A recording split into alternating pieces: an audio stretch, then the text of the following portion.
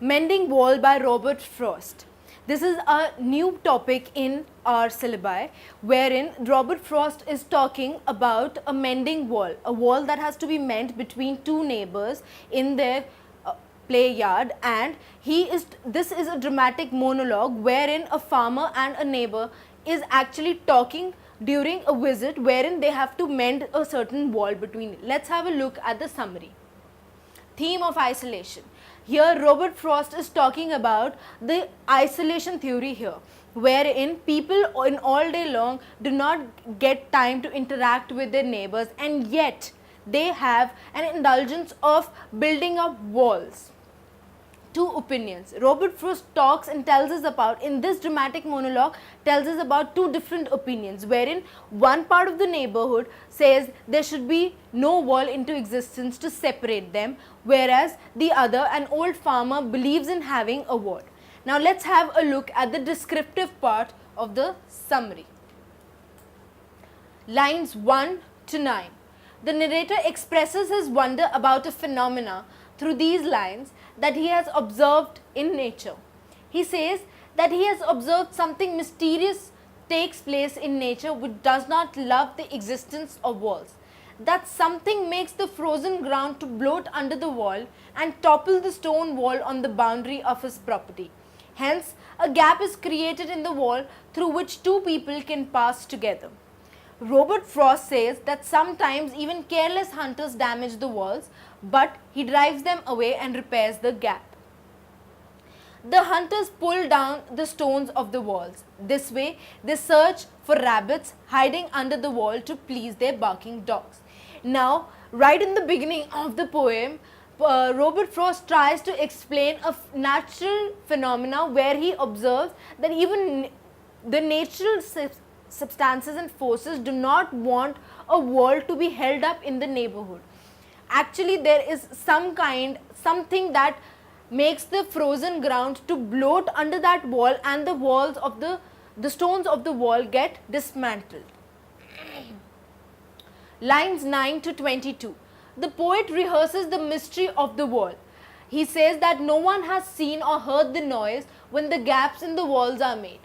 But these gaps are realities which are found during the spring when it is time for mending the walls back. The narrator makes his neighbor go beyond the hill to see the conditions there. One day the narrator, along with his neighbor, decides to walk along the wall which separates their properties. They find stones fallen on the ground while they are walking. They pick up those stones from their respective sides. Some stones are shaped in bread loaves, or some are shaped in round balls. Hence, the narrator and his neighbor are unable to put those stones back in their position. The narrator feels they need to use some kind of magic to put the stones back on the wall.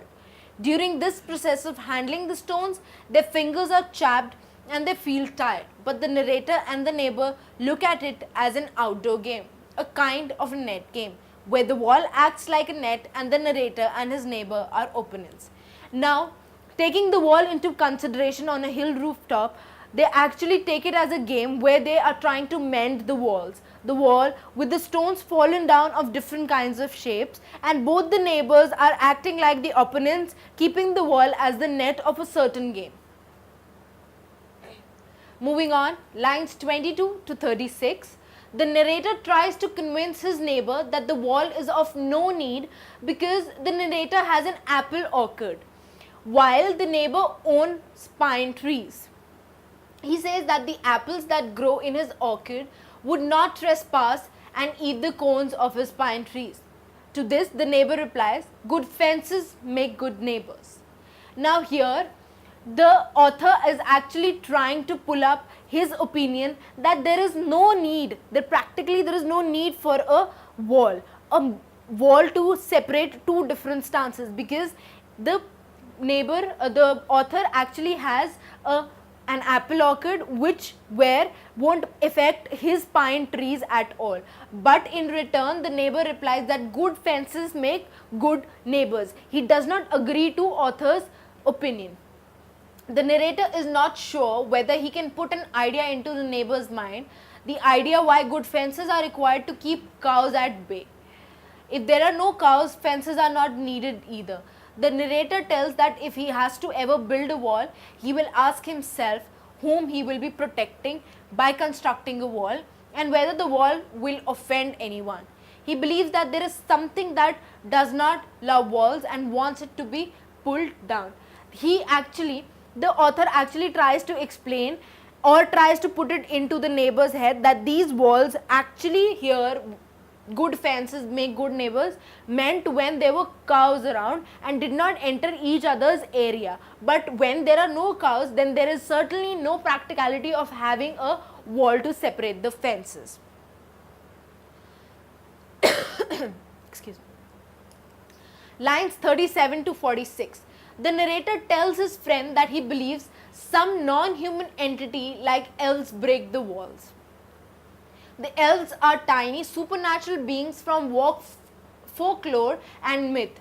But then the narrator changes his opinion and feels that it may not be the work of elves but the power in nature which works against building of walls and barriers.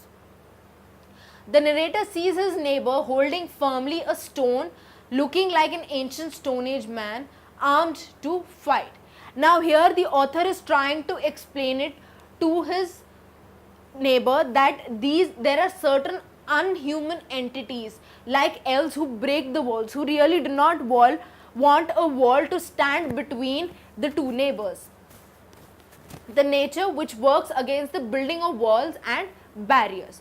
Now the narrator sees his neighbor holding firmly a stone, looking like an ancient Stone Age man armed to fight.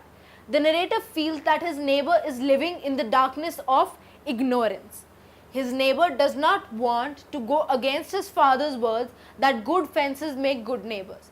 Thinking for a while, his neighbor retreats that good fences make good neighbors. Well, this was all for the day. All the very best for your exams.